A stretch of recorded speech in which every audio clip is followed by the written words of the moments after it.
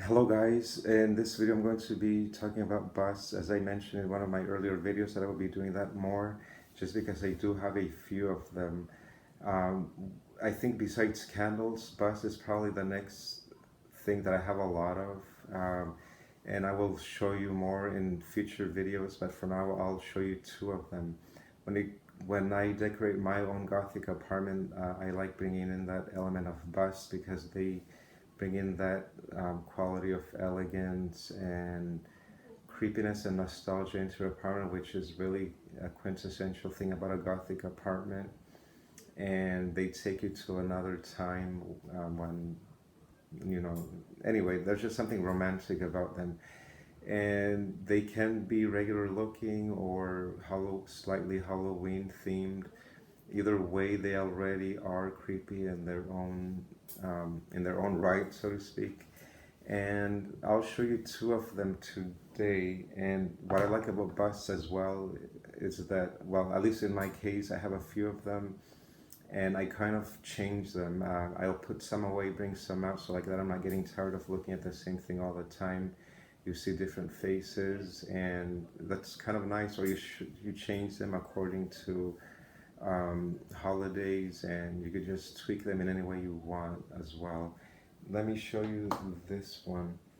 Okay, so in this one, I had gotten it just before COVID-19 shut down everything. I got it on eBay, and I paid I think $25 for it, and then I still had to pay shipping, so it came out a little bit more expensive than I expected. But it was just something that I was really looking for already, and I'm not sure if this piece may have come from a Halloween store back like in 2017. It almost kind of reminds me of that, something that may have come from Michael's or any other store. So let's just call it an antique Halloween piece. Why not, right? Okay, so her name is Mrs. McMeany. Mrs. McMeany. I'm not sure that. I'm assuming that's her name. Uh, but she looks really well made. She looks really heavy, but in fact, she's not that heavy. She's made out of a resin slash plastic material, and she almost reminds me of Queen Victoria or something. But I really like her look. She looks really nice. I didn't have to tweak her anymore. In fact, I had to untweak her because the way she was sold to me, they had painted in eyes, like eyeballs,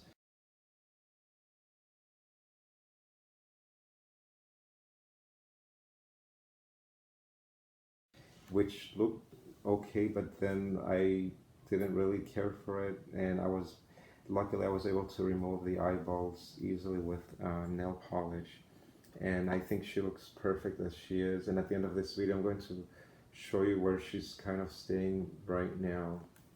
And look at that. Look at those details on her, and she's wearing like some kind of medallions. Look at her clothing, her ruffles. It's very appropriate for the time she's portraying, which looks to be Victorian. I'm not really sure what that is, and she's got buttons on her shirt there, and she's got that robe. It looks really old. It looks aged as well, and really, really awesome piece. And I'm glad nobody else outbidded me when I got her. She's not too big and not too small, just perfect. And that's her right there. Look at her head there. I believe she's wearing some kind of headpiece on her hair, and she's like an older lady, one of those really serious looking ones, and I think she looks really cool. And the next one I'm going to show you is this one right here. This one is slightly heavier because this one is actually made out of real ceramic or milk glass. I'm not sure what you call that material. Anyway, she was cheaper though. I got her from that app store called where people sell their old stuff. It's called OfferUp. I paid $10 for her, and it was $7 to ship. And I was really happy to, like, in real life. She looked obviously she looks better in real life than the pictures. And again, just something that I was looking for. And I think she's a slightly bigger than the other one. Anyway, so the way she was originally sold to me, her eyes were closed, and I really thought that the eyes were going to be open, but I couldn't really see that in the picture.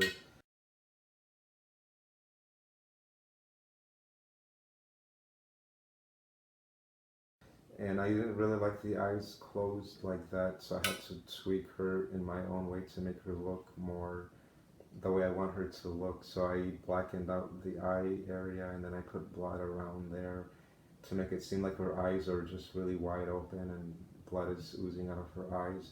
Sort of reminds me of a party in that Exorcist movie. If you guys have ever seen that movie, there's this statue they show where like there's a statue with bleeding eyes, and I guess I was kind of going for that effect. But anyway, look at her. She's not as detailed as the other one, but just slightly, just enough to still give her that really cool quality that I like in a bust. And so there you go. You could all like I tweak her here. You could do that also. I could have left her as she was, which would have still been okay. But I decided to do whatever I did with her. And you can find busts like anywhere. They can be really expensive. Of course, I'm not willing to pay like $1,000 for something. Trust me, I've seen some that are that expensive. They look really cool, but you could actually still get them for much cheaper, like I've done here. And that was that on busts. And I hope you could find some that you really like. I think they look really cool. They can make your Gothic home really nice. And for me personally, I like to keep a Gothic home as elegant and old as I can. Okay, that's it, and happy Father's Day to everybody. Okay, this is where I currently put the bust. Again, with my decor or my decorations, I kind of move things around.